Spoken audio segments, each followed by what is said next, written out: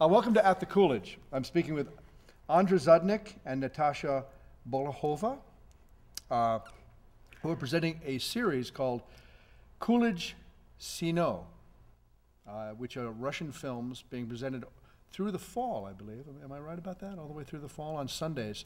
There are 5 films: Cranes Are Flying, Walking the Streets of Moscow, First on the Moon, Jazzman, and The Return. I've only had the opportunity to see Cranes Are Flying and The Return, and they're amazing movies. I don't even know what word to use. They're like films like Americans don't get to see very often. So let's start with talking about when these films were made and what they say about the time in Russian history. Cranes Are Flying, for starters, 1957, I believe. Mm-hmm. Directed by the same director who did I Am Cuba, with some of the most beautiful cinematography. You feel like you're seeing film for the first time. I mean, I know that sounds like a cliche, but some of these shots, I don't know how they do these shots. They're so long, they're so complex, they're so Soviet. You know, there's workers in the front, and there's steam and smoke and huge perspective, and the camera just keeps moving and swirling, and not to be believed. What can you tell us? Well, from a historical standpoint, I know that when Stalin was in power, he said that films couldn't be made that, questioned the communist standings, I guess. And so a great deal of films were made with these types of people. You had the one human being who was Father Russia, and then he would go. There's actually a film called The Battle of Berlin, where they go and you see Stalin, you see Hitler, and it's this, and then of course Stalin, prevails, and it was made almost as propaganda. And well, it was a propaganda, actually. Like, now, which one? Cinema? The Cranes? No. Well, pretty much all the movies that were made during that period were propaganda, like cinematography, whatever, propaganda. Because at that point in time, Russia, especially opposed to U.S., was trying to prove that communism is the heaven, right? Communism is where all the people, all the countries have to finally arrive to. That's the point. And the capitalism was actually labeled as rotten, because like all people care for is money and personal greed. And certainly in 1958, when Cranes Are Flying was made, is the Cold War at some of its deepest. Yeah, absolutely. And propaganda was everywhere. It was on the posters, it was in the newspapers, and it was obviously in the cinema.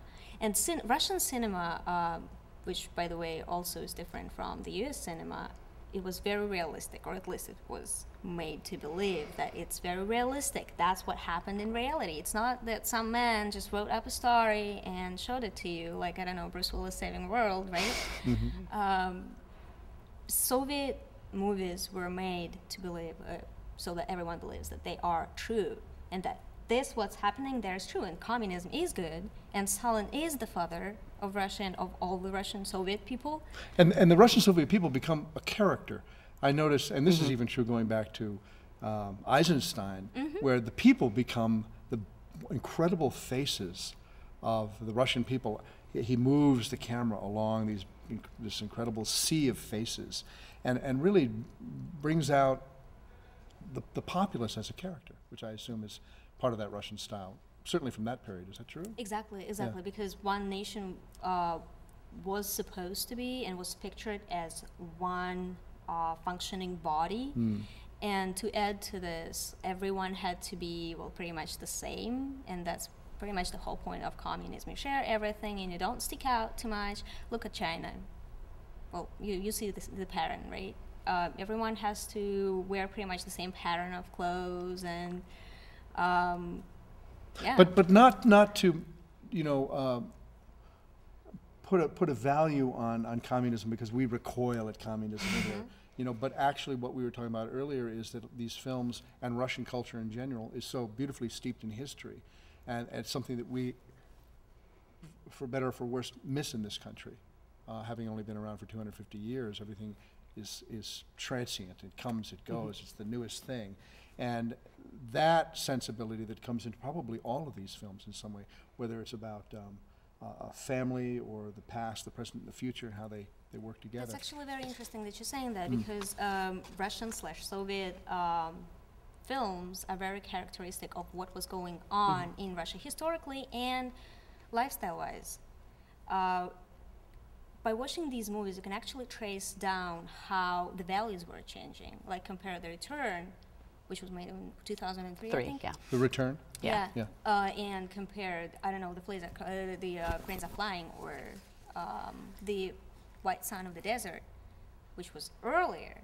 And you can totally see how the social values have changed, have shifted, how people probably look different, both physically and yet Americans will have no problem reflecting from these movies parts of themselves. Well, the difference and the beauty that I find in Cranes Are Flying is that it goes away from that. I mean, because Stalin, what year did Stalin die? 1957, and they start with this this beautiful individualism. You know, it's not the Soviet people rising up and going to war. You know, her boyfriend Boris goes to war, but you see her struggle, and you see barely. I mean, you see a little bit of his, but it's very individualistic and a very.